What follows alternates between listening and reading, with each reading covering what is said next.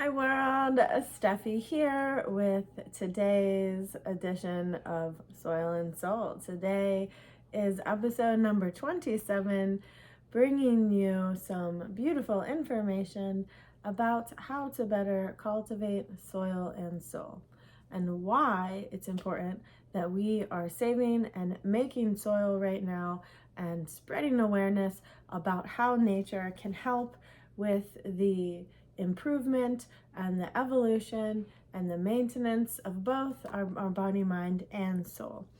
So thank you for being here. This is sponsored by Sacred Earth Essentials, where we believe the earth is sacred and you are too. And so as we begin to share more knowledge about how to live healthier lives, not only are we improving the quality of our own experience, but then spreading those vibes out into the world to improve the quality of life for all beings, even if it's just one drop at a time. So Tulsi, also known as holy basil, sacred basil, oxymum teniflorum, oxymum sanctum, it's known as the queen of herbs, the incomparable one. And this is because of just these delightful, medicinal, strong, yet gentle and loving benefits of Tulsi, both energetically as well as physically, which are linked because the one impacts the other, right? So it is an annual, it can be a short-term lived perennial in tropical climates. You don't likes rich soil and with moisture and full sun to grow its best, but in very hot climates you'll want to guard it from being overly sunned, from getting burnt in very hot days. And it's also frost sensitive, so in Vermont most likely it's not going to winter over, right, unless you bring it in. And then you can trim it and harvest from it and allow for more blossoms to grow. So it grows kind of like if you can envision a mint, like a lemon balm and a basil mixed together. And Yoda, please go lay down. And it has it could be range from like a light this color green to a brighter green to a darker green colored leaves that are small and lance shaped. And then at the top of those stems is a small, like a spike that is full of very fragrant and bright purple flowers that have, or deep purple flowers that have bright orange stamens coming out of them. It's an undeniably pleasing scent, unless of course you really don't like Tulsi, but I find it very pleasant, and it is also unique. You'll know immediately that what you're smelling is Tulsi. And let's see here. It grows prolifically in Asia. It is also popularly grown here in Vermont. It is grown at Zach Wood's Herb Farm here in Vermont. Some of this information is from the book, Not All, The Organic Medicinal Herb Farmer by Melanie and Jeff Carpenter. So if you plant it in a pot in your home or outside of your home, it's considered to be a good luck blessing. It's used in ceremonies that are known to bring souls to heaven, as well as in wedding ceremonies, for example. It helps with building energy, uplifting the spirit. People use it to alleviate depression and anxiety. For me, when I ingest Tulsi, it gives me this very rich, royal, regal, yet this very gentle strength. So very gentle, trustworthy strength. It's almost like as you're drinking Tulsi, you know that it's benefiting you, that you love it, and that it's working in your body, and that you can just rest assured in the power of Tulsi. That's my personal experience. It is used also oftentimes with people who are being treated for cancer. It can help with some of the side effects that happen from the cancer treatments, as well as helping to remediate the body from the radiation, which is pretty amazing. It has antimicrobial effects. It can be used in skin washes and skin products, teas, tinctures, elixirs, dream pillows. It can also be used in spritzers, for example. And again, it has a high essential oil content, which is why it's so fragrant and aromatic. It's sweet and spicy, like an earthy, sweet, spicy smell. And it's believed to have sprung from the tears of a deity. So crying isn't always bad. There are many stories actually in several cultures about tears turning into medicine, pearls, many different types of things like that. And so let's see, what else would I like to say about Tulsi? It is a member of the Lamiaceae family as well. So again, these little videos that I'm bringing to you are just to introduce you to the plant world and to spark something in your hearts and your souls and your minds of, what changes can I make? I know that myself, before I blame other people for the conditions of my life, I prefer to look in the mirror and say, okay, what am I doing wrong? What could I be doing better? How can I get a handle on this? What steps, what is the plan? What are the steps that I can take to improve and how to follow them?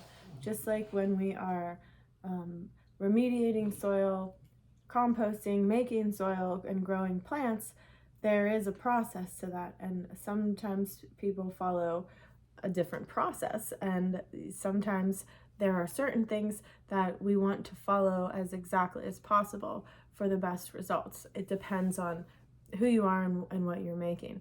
And so again, another fascinating and beautifully powerful part of herbal medicine is that not only are you responsible for doing your own homework and learning about the plants, but you also get that creative freedom that comes from the discipline of learning the plants to then craft your own self-care plan, to craft your own kitchen, herbal cabinet or pantry or apothecary or herb shop, which I am working on opening Vermont Herb Shop here, by the way.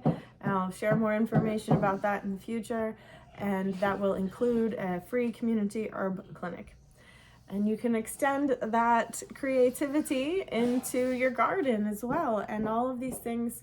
So when I garden or play with plants or make plant products or talk about plants, it's enjoyable for me, right? And also enjoyable for me because I can then give out this information and this love and this energy to other people. And I know that whenever I learn a subject that I feel excited and passionate about, the number one thing that gets me is usually the person teaching. And it's about developing a relationship with that person and being able to feel and see and be a witness to their passion and even to their struggles, and really acknowledging how much hard work and effort people have put into their careers and what they give to the planet and beyond in many regards. And I don't think any of us, I don't know, I can only speak for myself, I'm not immune from making mistakes and doing things wrong and misinterpreting and misunderstanding and all of those things, resulting in higher stress levels, for example, or poor decision making, or even forgetting, just forgetting things and not being at my best or giving my best to the world. And plants like Tulsi are this beautiful, holy, sacred reminder that the earth is sacred and you are too, that we are all worthy of respect and reverence in a way, even, as sinners or as wretched people or as mistake makers or, jokers, tokers, and all of the above. So when we have these plants to ingest to help balance us out physiologically as well as emotionally and spiritually, we can utilize their qualities to help purify us, to help cleanse us, and to help us then make decisions that are accentuating our highest qualities, the zenith of our potential, and that we are creating more good, more healing in the world than bad, right? And that includes forgiving our own selves for the things that we regret or wish we could have done better or don't understand or are still working on opening our hearts and our minds to. And for me also, Tulsi, because of its beauty and generosity and how it gives of itself, how the earth and these plants are giving of themselves to us and not verbally asking for anything in return. They're just growing out of their own beauty and then allowing us to partake in their beauty and their medicine. And Tulsi for me does feel like a plant that can help soften, especially after trauma. And as we're getting into February here, I'll be focusing the videos on plants that have to deal with love and sex, that are aphrodisiac plants, and the topic of relationships obviously goes into that as well, as they're interwoven. And how can we use plants to heal ourselves and then enrich and heal our relationships? And for me, for someone who is healing from complex PTSD, which is not always easy to talk about.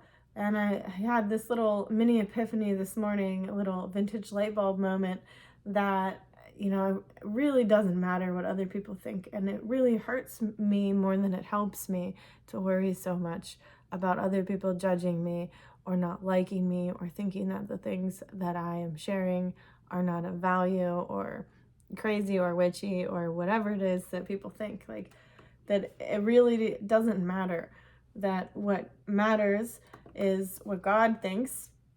Goddess, higher power, great spirit, the great mystery, the all-seeing eye, you can't lie to the Akashic records kind of thing. It is what it is, and the truth is the truth. And so if I feel rooted and grounded and know that my intentions are pure and that I'm coming to the table, coming to whatever I do, whether it be a job, whether it be going to the grocery store, dealing with my home, writing letters, making these videos, that whatever I do, I'm coming to it with the best of intentions. Yes, we know the road to hell is paved with good intentions, but I suppose so is the road to the other place, and that all we have is right here and right now. And so growing these plants and taking these plants and creating our own heavens on earth and being those people who can transmute the bad moments, that we can be these walking medicines, like I was talking about earlier, whether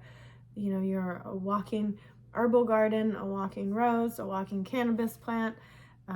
For some people, they might find medicine in cars, that they love cars and they're passionate about car design and engineering, or passionate about martial arts or quilting, or human rights, or whatever it is that people, Pokemon cards, whatever it is that people are passionate about, like finding a way to use it for a higher purpose that brings joy and healing and love and community and belonging to people.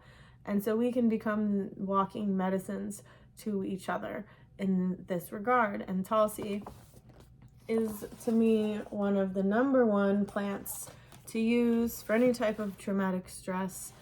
And also rose, which we'll be discussing tomorrow. Rose is one of my favorite plants. I love rose and all of her many forms. And rose is another excellent plant to use when healing from trauma, and specifically sexual trauma and relational trauma, and helping one to soften and sweeten and open the heart, and allowing one to feel safe again. Because as we know, roses have thorns, and those thorns are there for a reason. And so there are other plants also that can help heal with those types of trauma. I know that lily, for example, as a aromatherapeutic medication, as well as growing lilies, as well as homeopathics, is also something that is popular for healing those things. And rose helps us to open the heart as well, as healing with some of the sacral chakra issues. And so when you combine rose with Tulsi, who does not have thorns, Tulsi is the queen of herbs and is healing on so many different levels as well. You get this powerful, soft, like mature love, agape love from these plants. And when we take those plants, again, like I mentioned with the Shashandra berry video, they are intelligent. And so as we ingest them, like when you are, let's say, if we're a computer and we want our computer to function better, so in order for the computer to function better, we have to download. I was actually to the point of like thinking about putting a disk in my computer. That's how much my tech skills need upgraded. So you want to make your computer better or heal it from some kind of a virus. You have to put something into it, download or upload a software into it. And so when we're ingesting the plants, we are, downloading, ingesting God's divine software into our systems, the hardware, right? The mother father board to fix the problems that are going on in the body, this divine coder. And so this divine coder created all these beautiful plants that can help decode, whatever. I'm not a coder, so decode, recode, the people always say rewire our bodies and our brains. And especially when healing from trauma, it's important to be getting some physical activity if you can, healthy physical touch that feels safe to you, somatosensory based therapies like yoga, for example, is one of my favorites, and massage also. And so combining these healing modalities together, in my experience, has worked the best when possible. And the plants, just thinking of the beauty and the softness that is in flowers. I'm looking at the calendula here and thinking how calendula ties into the healing that I'm discussing. And so rose can also help then to open the heart. Tulsi can help to open the heart, soften and release the stress and tension and fear, which often impedes healthy relationships. So thanks for listening, folks. You get 2 videos today to make up for not putting the cannabis one out yesterday. This is a really creative, interesting process for me, and I really appreciate your time and attention in watching my videos and commenting on them. So don't forget to be at peace and be a blessing. And the earth is sacred. You are too. Bye.